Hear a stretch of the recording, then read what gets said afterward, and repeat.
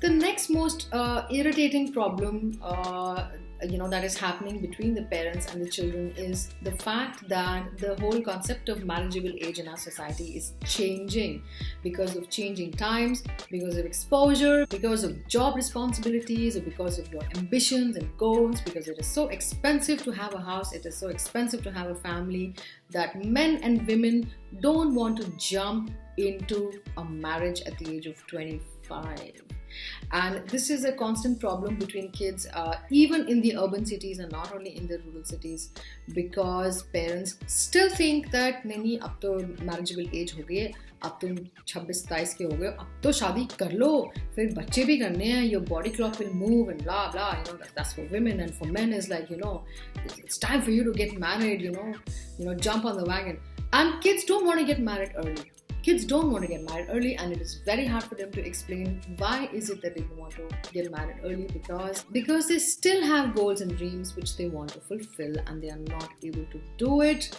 Obviously, marriage changes a few things and priorities sometimes shift. And the result of this kind of marriage pressure is unhappy marriages, guys who haven't experienced life, guys who haven't lived life, and they try to do it after they get married, which not only means doing things that might neglect the family, but it also means infidelity, or it may also mean that the guy is exploring himself with other people, or the woman is exploring herself with other people. This generally happens, generally it happens when the full circle of life in that age that needs to be done is not been done. So that's a constant clash that is still going on between, young people and, parents. The next thing that comes after this whole marriage issue is that people these days are sort of opening up to the idea of living in with the partner first. There is so much exposure of what's happening outside, the kind of problems that a lot of people have really matured up when it comes to, relationship and dating, and they sort of have begun to understand what might work, what not might work, what might not work. And people these days want to live in a few months first. Men obviously are afraid that in case this leads to divorce, all of my life savings, my house, my property will be gone. That is a very real, fear that exists between the men these days, because obviously the laws in our country are very strong, and sometimes they get exploited as well. And that is something that Indian parents are still not open to. Indian parents are still not open to their children living in with the partners because it's considered immoral, simply speaking. But in the eyes of both the man and the woman involved, the couple involved, it is the most logical thing to find out whether you are going to get along in the long run, or you're going to make your lives miserable and making your family's lives miserable as well. Next thing I want to talk about is career choices.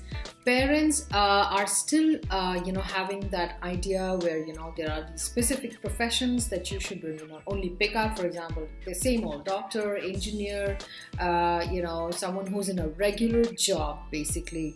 But a lot of the careers are opening up. The new age of startup has happened. And kids are also taking to freelance kind of lifestyles where they want to pursue their passions.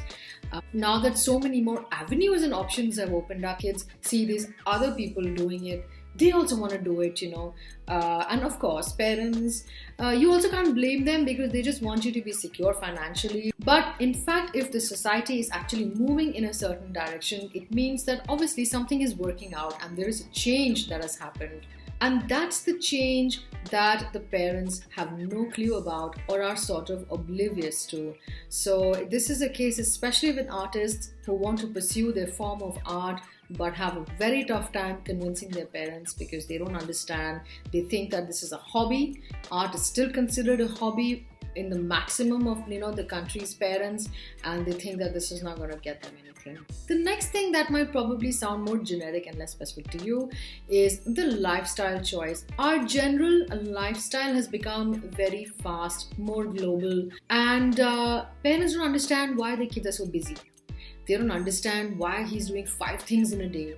They don't understand what is this drive that the children have in them. They don't understand why the children come late. They don't understand how important it is to socially network, the children and the other people, because a lot of businesses, a lot of things for children, for young people, for youngsters, runs solely on social networking, especially for artists. What is your idea of a downtime is very different from that of your parents. These are the kind of very similar problems that kids are facing these days. The last thing that I have observed in my experiences with my friends and all the other people that I've been around with my whole life is this sudden surge of people coming out with their gender preferences. This is something that is obviously a very big bone of contention between the children and their parents.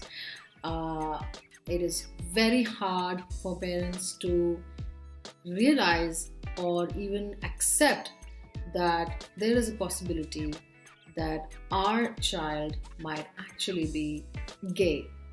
And for them to accept this thing that, our child does not prefer the female, or a male. And it is a very hard thing to accept for them. And rightly so, because you can't really blame them, because this is how they have been brought up and they have been conditioned. The only difference is that people wouldn't come out so often then. Now people are finding more and more courage to come out by when they see other people doing it, and when they see that it is possible to live that kind of a life. They don't come out because they know that they will not be accepted. So what is the way out? These problems have persisted with the parents for decades, and these problems probably persisted with their parents as well. We can't close the gap. We can't entirely bridge the gap, but what we can do is narrow it down. And I have a very few suggestions to help you out in this situation. For those of us who are in this situation with our parents, first and foremost, let me tell you, please be compassionate with your parents. Don't hate on them. Don't misbehave with them. Don't be rude, because you cannot blame them for behaving the way they do sometimes, because they really have no clue what is happening in the country, these days with the youth, how the youth are progressing, and with their limiting understanding of what they have experienced. If your parent is again and again screaming at you for being out, if your parents are, objecting for the things that you are doing, maybe you need to go beyond that and find out, is it because they want to spend time with me? Is it because they miss me? And that is the reason why. Am I not creating a correct balance with my parents? What is the feeling behind that, conversation that you had with your mother and, things went down? Secondly, the easier way to go about doing this is to carve your way into the lives of and thinking of your parents. The easiest way to do this is to take them out on a dinner date. Take your mom separately for example, for a movie. Take your dad out on a dinner date to his favorite place, and just talk. Make small talk. Talk about your college. Talk about your friends are doing something. Just sort of gauge their thinking. What do they think about issues? Bring up certain issues of the society and see how they feel about it. Will your parents come up with you and tell you something of, you should also do this, that like you're saying to, about your friend, and then you realize, oh, he's pretty cool with this, I should have known this earlier. And then you can carve your way into their hearts. It'll break the ice, it'll break the friction, it might break the aggression, and make both of you open-minded. The next thing I would advise or suggest you to do, and this is something that I've been saying consistently in all my videos, is to express what you're feeling inside. Tell them how you're feeling about something and why you are feeling it, why you want space. Don't fight, don't shout, don't be rude. Just tell them, these are the reasons why I want to go, and just stand your ground if that's what it means. Be polite, firm, but stand your ground. If you're very sure in your heart, this is what is the correct thing to do. There are some moments in life where you have to take a stand. For example, if you know that this job in this city is good for you and it's good for your future, and your parents are just not used to the idea of you moving out, especially for women, okay? Because men rarely face that kind of issue. If you are going through that phase in your life, then become fixed in what you want, because sometimes parents start taking you seriously when they see that you are taking yourself seriously. This unfortunate suggestion is for people who, no matter what they have tried, are failing to communicate with their parents, or their parents are failing to understand them. The last option would be to get a job in another city and move out, because after a certain age you don't feel like being accountable to people. You don't feel like being accountable to adults, your parents, and you want to live your life like an adult. And it's very hard to explain to them at that age why you're making this decision or that decision, and it's just causing a lot of stress and a lot of aggression and grief in the family.